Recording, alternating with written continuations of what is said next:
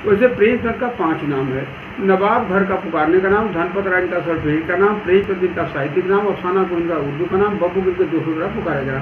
तो नाम बदलते रहे, रचनाएं जो है भी करते रहे। फिर यहीं से इन्होंने जो है 15 उपन्यास लिखे, जिसमें कि गोदान, गबन, रंगभूमि, कर्मभूमि, प्रेमाश्रम, कायाकल्प, वरदान, प्रतिज्ञा, सेवा सदन, निर्मला, मनोरमा, रुचि रानी, कृष्णा, प्रेमा, मंगल सूत्र अधूरी रह गई, पूरी नहीं हो पाई। कि उनके द्वारा प्रयोग किया जाने वाला टेलीफोन भी यहाँ रखा हुआ है, और उनकी घड़ी, उनके टॉर्च सब रखे हुए हैं, उनके लालटेन।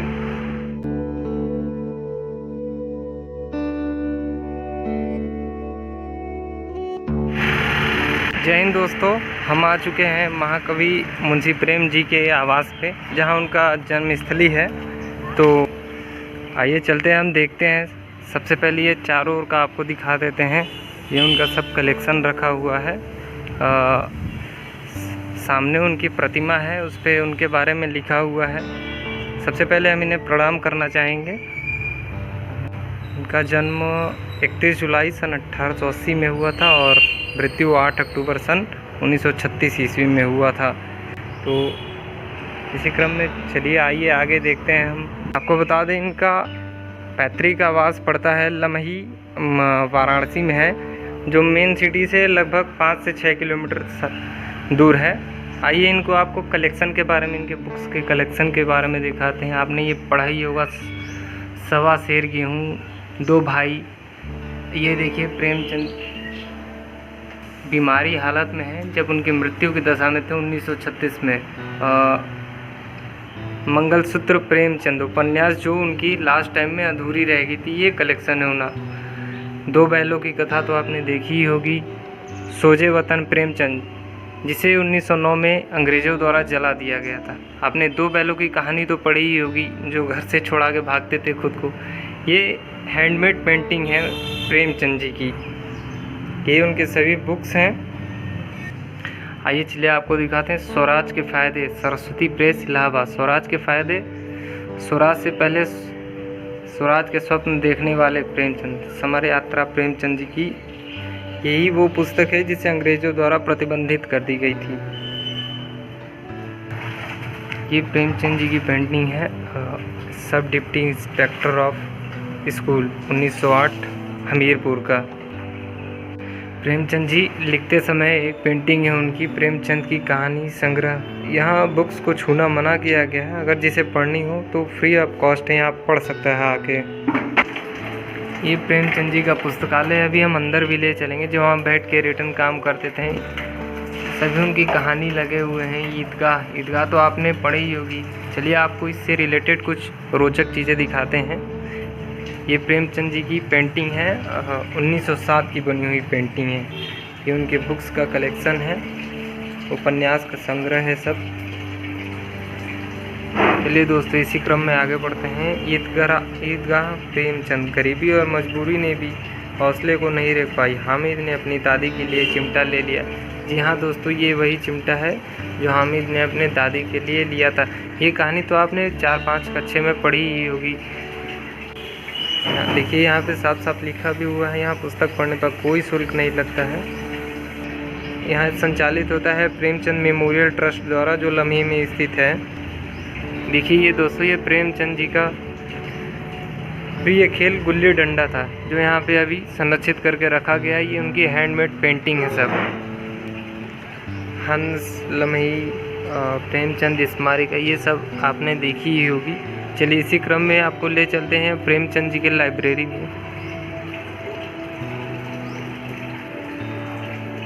दोस्तों यहाँ लगा हुआ है प्रेमचंद जी के उपन्यास गोदान, गबन, रंगभूमि, कर्मभूमि, कायाकल्प, वरदान, प्रेमाश्रय। ये सब तो आपने 11 बार में खूब रटे होंगे, आपको भी याद होगा।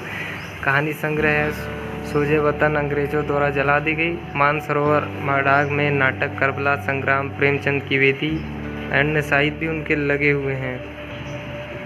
इसे हमारे मुंशी प्रेमचंद मेमोरियल ट्रस्ट के द्वारा यहाँ पे एक चाचा जी हैं, संरक्षक हैं यहाँ पे, जो यहाँ पे सभी चीज़ों को देखते हैं। आइए आपको उसी क्रम में मुंशी प्रेमचंद जी के पुस्तकालय में भी ले चलेंगे। यहाँ पे उनकी कुछ बुकें प्रिजर्व करके रखी गई हैं।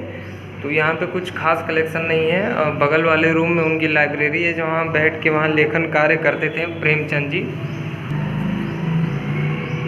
आइए दिखाते हैं। आइए इसी क्रम में उनकी प्रेमचंद जी की लाइब्रेरी में ले चलते हैं। यहाँ प्रेमचंद, हाँ, इनकी लाइब्रेरी में है प्रेमचंद का यह भी पसंद कनकौआ, पतंग को वो कनकौआ बोलते थे इसलिए यहाँ लगा हुआ है। देखिए यहाँ पे पहले भी आके लोग रिपोर्टिंग कर चुके हैं। ये उनकी लाइब्रेरी है, आपको धीरे धीरे इसी क्रम में सब हम दिखाते हैं। सभी उनकी बुक्स रखी हुई हैं। आप देखिए उनके द्वारा प्रयोग किया जाने वाला टेलीफोन भी यहाँ रखा हुआ है, और उनकी घड़ी, उनके टॉर्च सब रखे हुए हैं। उनके लालटेन और पेट्रोमैक्स भी रखा हुआ है जिसे गैस से चलाते हैं। आप देख सकते हैं प्रेमचंद जी के समय का रेडियो है जो अभी क्रम में आप देख सकते हैं। ये चरखा छोटा 16 फरवरी 1921 को नौकरी से त्याग पत्र लेने के बाद महावीर प्रसाद पोद्दार के साथ चरखे का भी कार्य किया करते थे। ये उनके द्वारा प्रयोग किया जाने वाला हुक्का भी यहाँ संरक्षित करके रखा हुआ है। आपने पढ़ा होगा सवा मन गेहूँ, ये वही सवा मन रखा हुआ है। ये सवा सेर गेहूँ, सॉरी, ये तराजू भी प्रिजर्व करके रखी गई है उनकी। ये आप देख सकते हैं प्रेमचंद जी की सर्वश्रेष्ठ कहानी कफन, दुर्गादास प्रेमचंद का बाल उपन्यास, प्रेमचंद सर्वश्रेष्ठ उपन्यास, गोदान चंद्रहार प्रेमचंद जी की, स्वामी विवेकानंद प्रेमचंद, सरस्वती प्रेस बनारस द्वारा प्रकाशित की गई थी। आपको बता दें प्रेमचंद जी का प्रिय त्यौहार होली था। ये उनके द्वारा प्रयोग की जाने वाली पिचकारी। यहाँ उनकी लाइब्रेरी में आप देख सकते हैं बहुत सारी बुक्स उनकी रखे हुए हैं। यहाँ पे पढ़ना निःशुल्क है, अगर कोई पुस्तक को खरीदना भी चाहता है तो खरीद सकता है। आप देख सकते हैं मुंशी प्रेमचंद मेमोरियल ट्रस्ट द्वारा चलाया जा रहा है। ये उनके द्वारा डायरेक्ट उनको पुरस्कृत किया भी जा चुका है राष्ट्रीय सेवा योजना द्वारा। बहुत सारे पुरस्कार प्राप्त हैं। हड़ताल जॉन लॉक्सवर्दी के स्ट्राइक का हिंदी रूपांतरण नाटक है ये। सेजो वतन प्रेमचंद की पहली कहानी संग्रह यही है जो अंग्रेज़ों द्वारा 1909 में जला दी गई थी। अहंकार अनातोल फ्रांस के थायस का हिंदी रूपांतरण है। आपने कहानियों में पढ़ा होगा कि डाक मुंशी का बेटा बना सम्राट, तो यही है उनके पिताजी का दान पत्र पेटिका।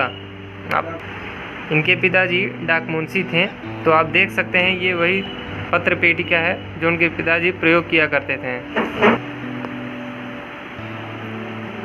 तो आइए हम बात करते हैं यहाँ के संरक्षक सुरेश चंद्र जी से, तो वो बताएंगे हमें कुछ इस ट्रस्ट के बारे में। वो यहाँ के संरक्षक हैं। सर, तो आप कुछ बताना चाहेंगे?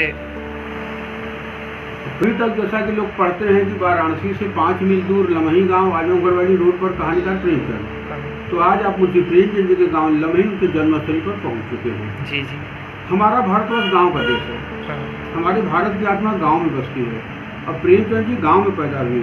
यहाँ के तमाम शोषण, अन्याय, अत्याचार, अंधविश्वास को देखा, झेला, सोचा कि अगर ये हमारे भारत की स्थिति है तो भारत के भविष्य के लिए ठीक नहीं है। सच्चाई तो यह है कि समय के थपेड़ों में प्रेमचंद को पहले कहानी बनाया, इस पर बाद कहानी कार हो गई। यहीं से प्रेमचंद जी कलम का सिपाही बन करके देश की आज़ादी से लेकर समाज की आज़ादी तक का संकल्प लेकर के इन्होंने रचनाएं शुरू किया। यहीं से जो है सबसे पहले इन्होंने देश की आज़ादी के लिखा सोजे वतन, वह 5 कहानियों का संग्रह है जिसमें कि दुनिया का सबसे अनमोल रतन, शेख मकसूद, यही मेरा वतन है, शोक का पुरस्कार, साहित्य प्रोत्साहन। पहली ही कहानी की एक ही पंक्ति ने अंग्रेजों की बुनियादें हिला करके रख दी थी। खून का वह आखिरी कतरा जो वतन की हिफाजत में गिरे वही दुनिया का सबसे अनमोल चीज़ है। तो अंग्रेजों को लगा कि तो बड़ी क्रांतिकारी किताबों ने जट करके आग के हवाले कर दिया। प्रेमचंद जी जो देखे कि अब जो वेग चल चुका, अब हमारे देश को आज़ाद होने से कोई नहीं कर सकता। वैसे प्रेमचंद का 5 नाम है। नवाब घर का पुकारने का नाम, धनपत राय का सरफेरी का नाम, प्रेमचंद का साहित्यिक नाम, अफसाना गोविंद का उर्दू का नाम, बब्बू के दूसरों का पुकारा गया। तो नाम बदलते रहे, रचनाएं जो है भी करते रहे। फिर यहीं से इन्होंने जो है 15 उपन्यास लिखे, जिसमें कि गोदान, गबन, रंगभूमि, कर्मभूमि, प्रेमाश्रम, कायाकल्प, वरदान, प्रतिज्ञा, सेवा सदन, निर्मला, मनोरमा, रुचि रानी, कृष्णा, प्रेमा, मंगल सूत्र अधूरी रह गई, पूरी नहीं हो पाई। मौत ने किसको छोड़ा है, प्रेमचंद जी को भी नहीं छोड़ा। 8 अक्टूबर 1936 को हम समस्त भारतवासियों को देश की जिम्मेदारी दे करके हमेशा हमेशा भी अलविदा हुए। आज हम लोगों का सौभाग्य है कि आज भारत के कोने कोने से नहीं बल्कि पूरे संसार से लोग आते हैं कि वह कौन सा ऐसा शख्स था जिन्होंने मानव की पीड़ा को समझा और कहानी से कहानी को बदलने का एक सफल प्रयास किया। तो वह थे जो है प्रेमचंद। तो आज सच्चाई है कि हाँ, आने के लिए रूस, अमेरिका, फ्रांस, जर्मनी, इंग्लैंड, तमाम जगहों से लोग आते हैं। और सच्चाई जो है कि कहानी पहले भी थी, उपन्यास पहले भी था, लेकिन भूत प्रेत की कहानी थी, परियों की कहानी थी, राजा रानी की कहानी थी। उस कहानी को प्रेमचंद ने मानव की जिंदगी से जोड़ा, जहाँ की आज लोग पढ़ते हैं तो लोगों को लगता है कि यह तो जो है मेरी कहानी है, मेरे दादी की कहानी है, मेरी बेटी की कहानी है।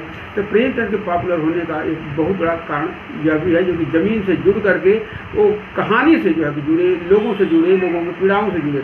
तो आज शायद अगर प्रेमचंद की हिंदी साहित्य नहीं लिखी गई होती तो हमारे भारतवर्ष का हिंदी साहित्य अधूरा रह गया होता, जिसको पूरा करने का कार्य प्रेमचंद ने। मैं यहाँ पर एक सेवक बन करके प्रेमचंद के विचारों से प्रेरित होकर के एक निःशुल्क पुस्तकालय मैं यहाँ पर जो भी चलाता हूँ। लोग कहानी पढ़ करके बताते हैं, मैं कहानी बन करके बताता हूँ, और मैं खुद कहानी हूँ। कहानियाँ हमारे आपके घर से शुरू होती हैं, हम किताबों में कहाँ खोजते हैं।